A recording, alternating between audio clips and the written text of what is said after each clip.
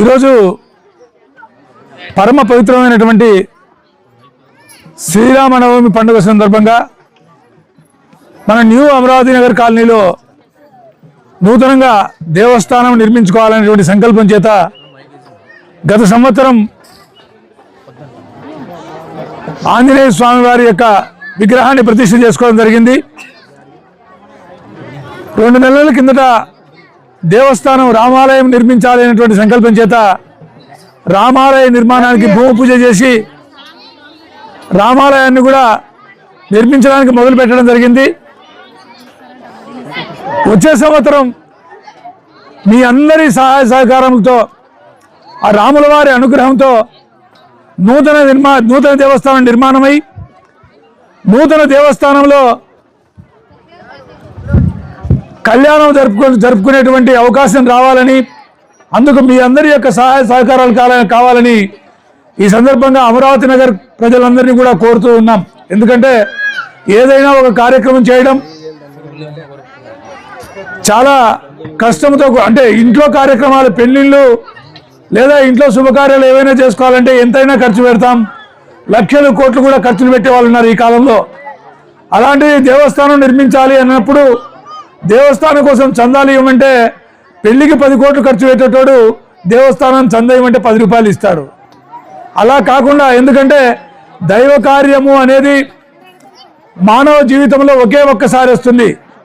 మన న్యూ అమరావతి నగర్లో ఇప్పుడు దేవస్థానం కడుతూ ఉన్నామంటే మళ్ళీ మన మనవళ్ళు మనవరాళ్ళు ఎప్పుడో ఆ దేవస్థానం పాతదైనప్పుడు మాత్రమే మళ్ళీ పునర్నిర్మాణం చేయాలి. అంటే ఒక 4-5 వంశాల తర్వాత అవకాశం వస్తే గొప్ప.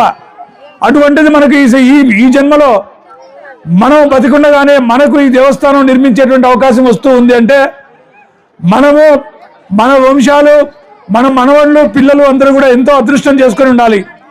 అటువంటి అదృష్టమైనటువంటి కాలం,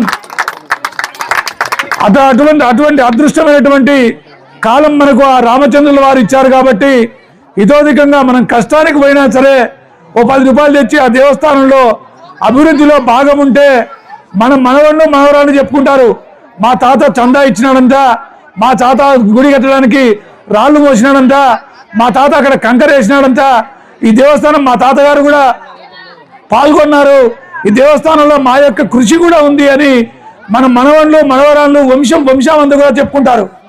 అటువంటి అవకాశం ఈ జన్మలో మనకి ఇచ్చినందుకు ఆ రాముల వారికి సదా రుణపడి ఉండి ఈ దేవస్థానం అభివృద్ధి కోసం మీ అందరూ కూడా ఇతోధికంగా సహాయ సహకారాలు అందిస్తే తప్పకుండా వచ్చే సంవత్సరం దేవస్థానం నిర్మాణం చేసుకొని మన దేవస్థానంలో మనం కళ్యాణం జరుపుకునేటువంటి అవకాశం మనందరికీ వస్తుంది. అలాగే రామచంద్రుల వారు, ఆయన యొక్క చరిత్ర ఎంత చెప్పుకున్నా తక్కువే. ఏకపత్నీవ్రతుడు, ఈ సృష్టికి అందరికీ కూడా ఆదర్శవంతుడు. ఈ సృష్టిలో మానవులందరూ కూడా సరిసమానంగా ఉంటూ ఒకే భార్య, ఒకే తమ్ముడు, ఒకే మాట అనేటువంటి ఆధ్యాత్మికమైనటువంటి భావనలు నేర్పించింది. రాముల వారిని చూసుకొని నేర్చుకోవాల్సింది కూడా ఆయన మాట ఇస్తే తప్పడు. ఆయన మాట ఇచ్చాడంటే ఎంతటికైనా తెగిస్తాడు. ఎందుకంటే ఆయన తల్లి కైకేయికి మాట ఇచ్చి, అమ్మా నువ్వు ఎప్పుడు ఏ వరం కోరుకున్నా నేను నీకు దాన్ని, ఆ మాటను నిలబెట్టుకుంటాను అంటే ఆమె కొడుకు కోసం, భరతుని కోసం, భరతుడు రాజును చేయడం కోసం నా కొడుకు రాజు కావాలి కాబట్టి నువ్వు నీ భార్యను తీసుకొని అరణ్యాలకు పో అంటే అంతటి రాజ్యాన్ని కూడా వదిలేసి తల్లికిచ్చిన మాట కోసం ఆయన వనవాసం చేసినటువంటి గొప్ప మహానుభావుడు.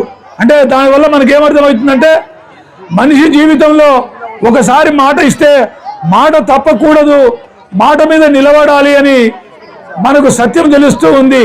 అలాగే ఈ సృష్టిలో నానా జాతుల యందు పుట్టినాం, నానా కులాల్లో పుట్టినాం, నానా వంశాల్లో పుట్టినాం, నానా మతాల్లో పుట్టినాం.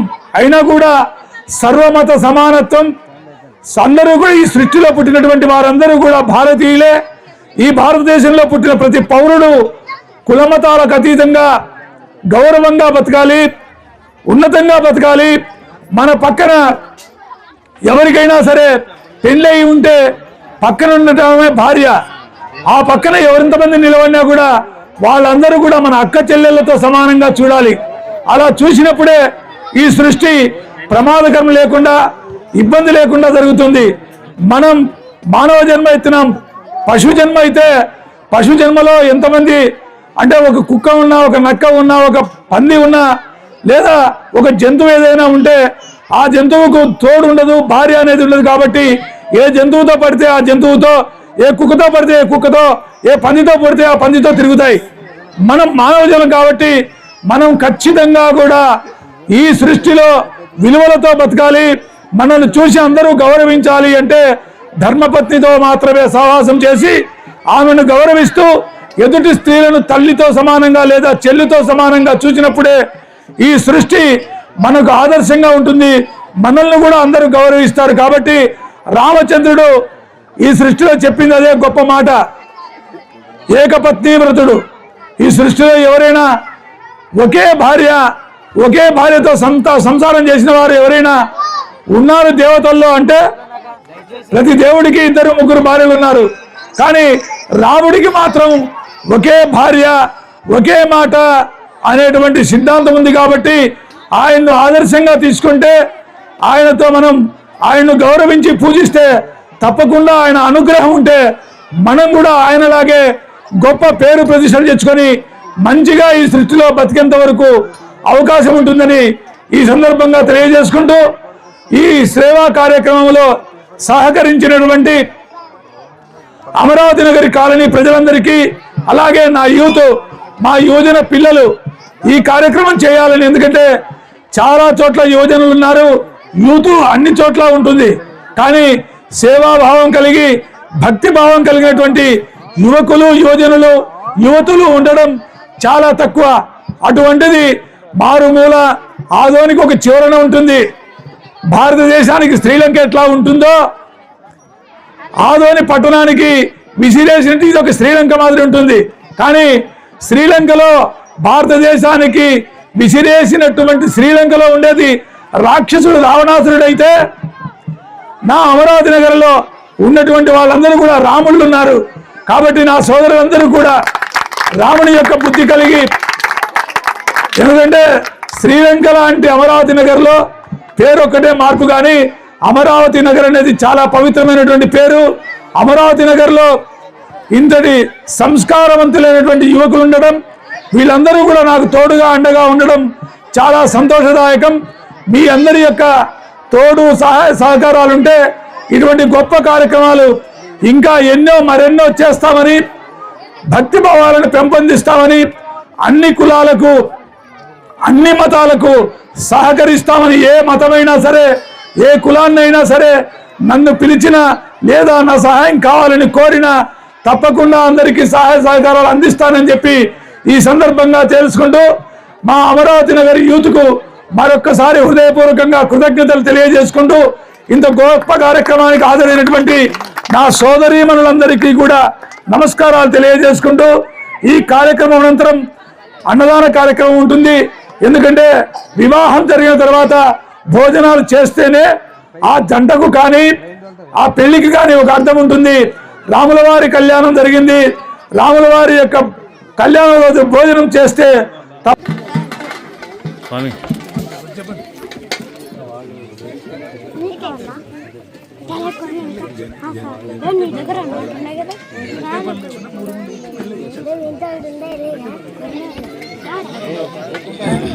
ఎందుకంటే మగవాళ్ళు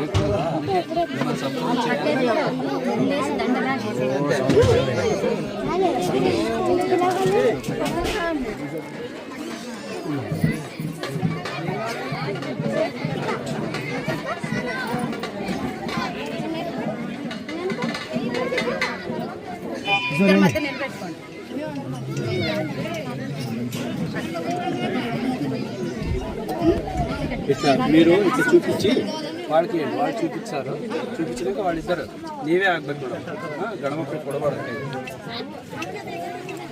చేపట్టుకు చూపించండి. ఇట్లా మాంగళ్యాలు ఇంకా ఏం లేదు.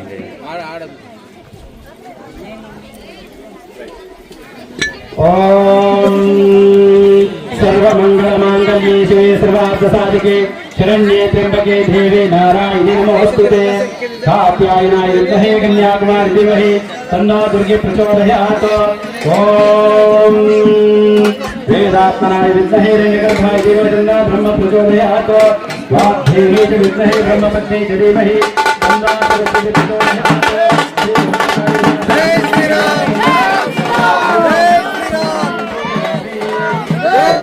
నేను చెప్పినట్టు చెప్పండి ఓం సీతారామ కళ్యాణ మహోత్సవ అనుభూతిన నిమిత్తం శ్రీ మాంగళ్య దేవత సంపూర్ణ అనుగ్రహ ఫల సిద్ధ్యర్థం మాంగళ్యం తంతు వాణిన లోక జీవన హేతున కంటే పద్నామి శివగే త్వం జీవ శరధం శతం మాంగళ్యం తంతు వాణిన లోక జీవన హేతున కంటే పద్నామి శివగే త్వం జీవ శరధం శతం ప్రకాశించి ప్రవేశించిన ఓం మాంగళ్యం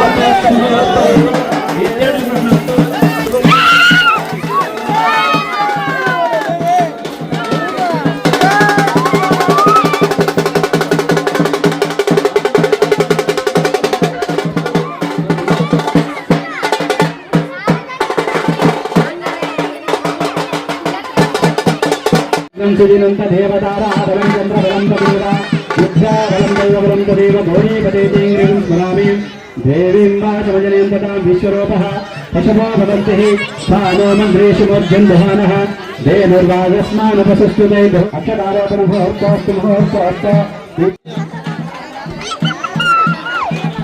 ఓం శ్రీ సీతారామ కళ్యాణోత్సవ మహాభూతలంగవితేనిమిత్తం శ్రీ సీతారామ శ్రీరామని సంగత భిన్నః యజమాన సవారి సదా కుటుంబానాం క్షేమాశ్చర్య విజయ అభయ ఆరోగ్యైశ్వర్యాభివృద్ధిరస్తు ఓం తదేవ లగ్నం సుదినంత దేవతారాబలం చంద్రబలం తదేవ విద్యాబలం దైవబలం తదేవ గౌరీపదేతిం స్మరామి ఓం తదేవ లగ్నం సుదినంత దేవతారాబలం చంద్రబలం తదేవ విద్యాబలం దైవబలం తదేవ లక్ష్మీపదేతిం స్మరామి శ్రీ సీతారామచంద్ర మహాస్వామినాం అక్షతారోపణ ముహూర్తోస్తు ముహూర్తోస్తు నిత్యేన గృహంతో ఆదాలతో అక్షతలు తీసుకుని వీళ్ళిద్దరికి ఆశీర్వాదం చేసింది దంపతులకి మా మీరు కూడా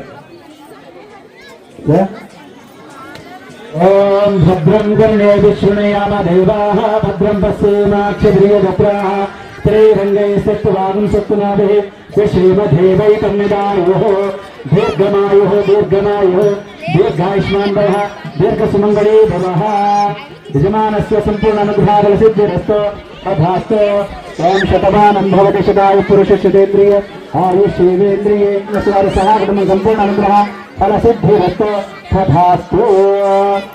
అలా కాకుండా ఎందుకంటే దైవ కార్యము అనేది మానవ జీవితంలో ఒకే ఒక్కసారి వస్తుంది.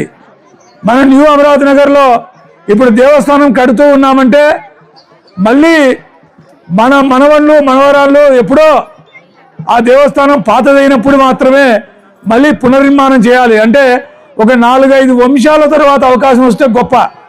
అటువంటిది మనకి ఈ జన్మలో మనం బతికుండగానే మనకు ఈ దేవస్థానం నిర్మించేటువంటి అవకాశం వస్తూ ఉంది అంటే మనము మన వంశాలు మన మనవళ్ళు పిల్లలు అందరూ కూడా ఎంతో అదృష్టం చేసుకొని ఉండాలి.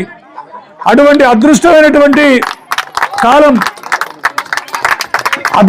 అటువంటి అదృష్టమైనటువంటి కాలం మనకు ఆ రామచంద్రుల వారు ఇచ్చారు కాబట్టి ఇతోధికంగా మనం కష్టానికి పోయినా సరే ఓ 10 రూపాయలు తెచ్చి ఆ దేవస్థానంలో అభివృద్ధిలో భాగం ఉంటే మన మనవళ్ళు మనవరాళ్ళు చెప్పుకుంటారు, మా తాత చందా ఇచ్చినాడంట, మా తాత గుడి కట్టడానికి రాళ్ళు మోసినాడంట, మా తాత అక్కడ కంకర వేసినాడంట, ఈ దేవస్థానం మా తాతగారు కూడా పాల్గొన్నారు, ఈ దేవస్థానంలో మా యొక్క కృషి కూడా ఉంది అని మన మనవళ్ళు మనవరాళ్ళు వంశం అంతా కూడా చెప్పుకుంటారు.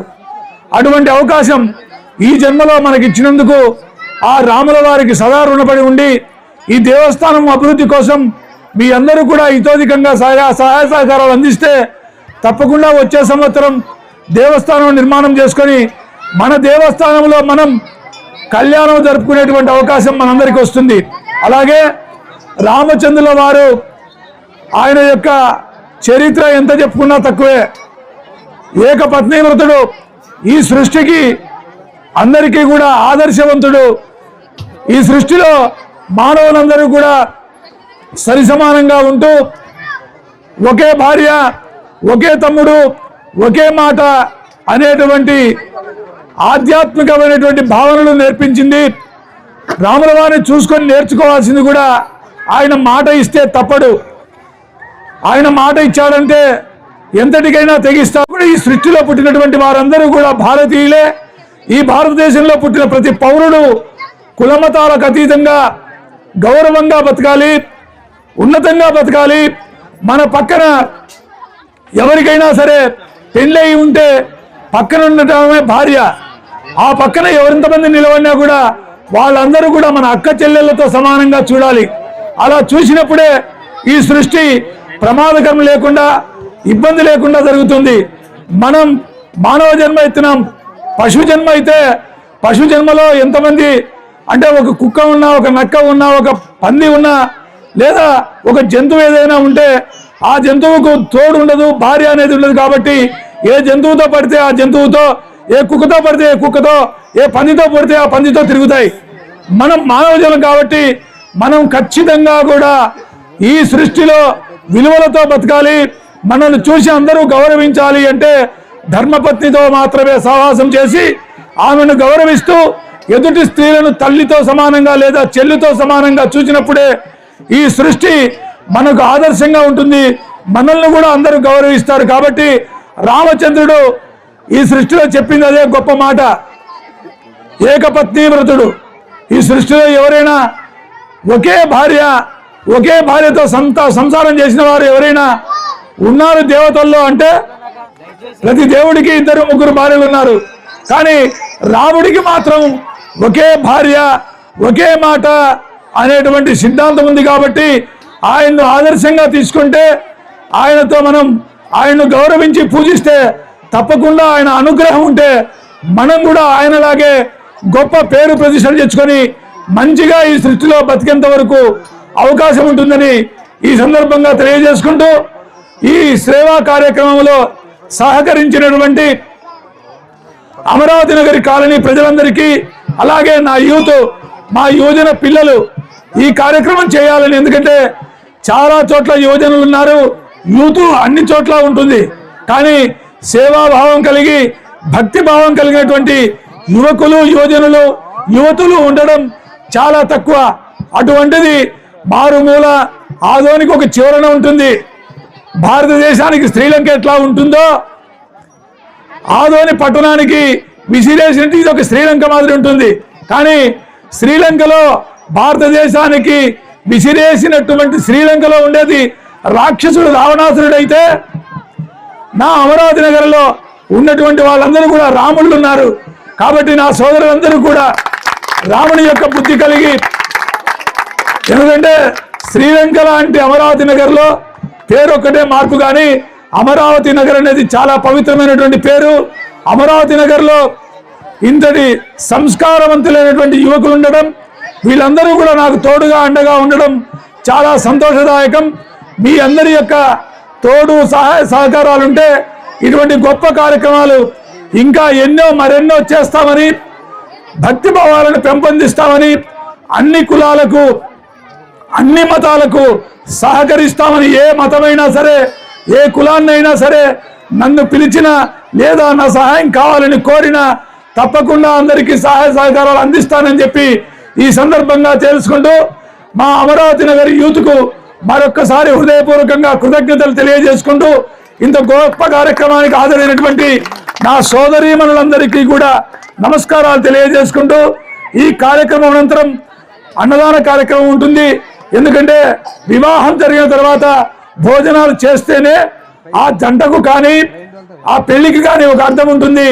రాముల వారి కళ్యాణం జరిగింది, రాముల వారి యొక్క కళ్యాణం రోజు భోజనం చేస్తే తప్పకుండా మీ అందరికీ సీతారాముల వారి యొక్క అనుగ్రహం ఉంటుందని చెప్పి ఈ సందర్భంగా కోరుకుంటూ మీ అందరి దగ్గర సెలవు తీసుకుంటున్నాను. జై జై శ్రీరామ్, జై జై శ్రీరామ్, జై జై శ్రీరామ్.